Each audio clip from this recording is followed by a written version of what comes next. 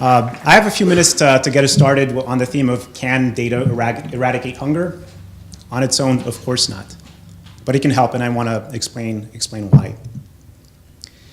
Every night, about 800 million people all over the world go to bed hungry. That's the size of the challenge. 1 out of every 7 children born every day is born into hunger. So hunger is a big problem. The international community's made a commitment to eradicate hunger by 2030. That's Sustainable Development Goal number 2. You guys familiar with that?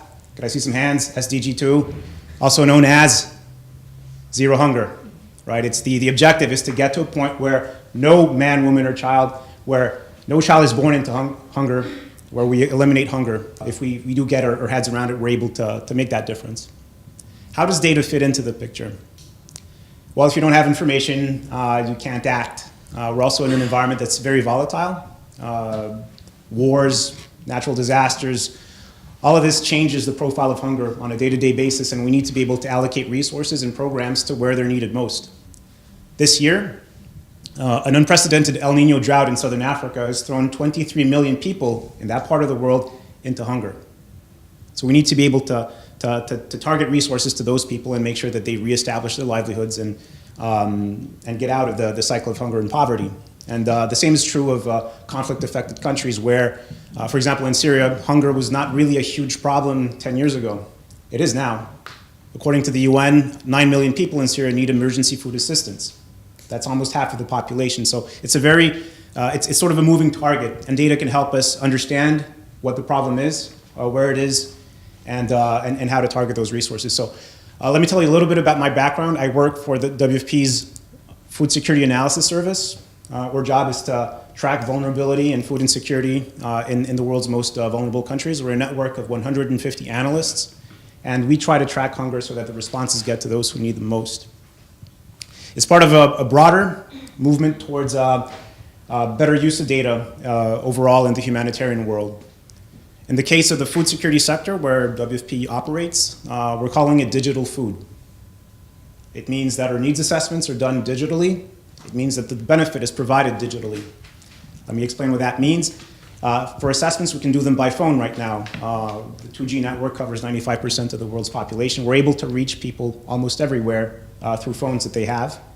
And we're able to understand their needs. We're able to communicate and exchange and empower people in that way. That's on the assessment side.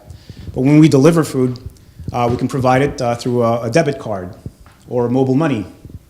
These are very new things for us, but that's how data can help us get to a meaningful impact on SDG 2. It's by leveraging the data that we might be able to collect through digital means and exploiting the data that we collect through our program. So in an interesting collaboration we had recently with the Center for Innovation at Leiden University, we were able to analyze a data set that was produced by the program that we have in Lebanon for Syrian refugees. Let me give you some context. In Lebanon, about 700,000 Syrian refugees are assessed to be vulnerable. It's a huge number. Lebanon's population is between 3 and 4 million people. Imagine 700,000 Syrian refugees vulnerable are receiving this benefit from WFP. They use these cards to shop at 400 stores within Lebanon, so they buy the foods of their choice. This program has generated a huge amount of data that we were able to analyze with the Center for Innovation at Leiden University with Arvid's help here, and we get new insights about where people shop, what they need, about how the program is performing. It's a huge program. And therefore, equipped with that knowledge, we're able to make better decisions day to day. For example, the data was telling us that people are moving from one part of Lebanon to the cities. That means we might need to open more shops in the cities and therefore provide a better service to the refugees. We're also seeing that some shops have anomalous transactions that allows us to monitor shops for subsequent monitoring. So information is power, and information can get us to making a dent into zero hunger. So what does that mean for you all? I mean, you all are essentially academic and students. You've got a big role to play. I think first of all, we need to work on the collaborations. It's not data on its own. It's about collaborating around the data in an interdisciplinary way. It's not just data science. It's also everything else. It's sociology, social science, design, communication. A lot of fields are related to and can help us make sense of the data that we now collect and the data that's at our disposal. So number one was the collaboration around the data. Number two is the spaces around data. So the Center for Innovation, I've mentioned it, but you also have HumanityX and other initiatives here in The Hague that help people come together around a specific project and bring all this different expertise to have that impact on SDG 2, and the Lebanon project is one example. And then there are people like you.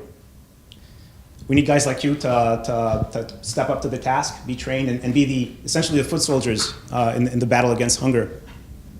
I know it's the start of the academic year, but hopefully over the next few months, you will come together around projects, around research that can help us understand what are the best ways to get to zero hunger by leveraging the data that digital food now makes available.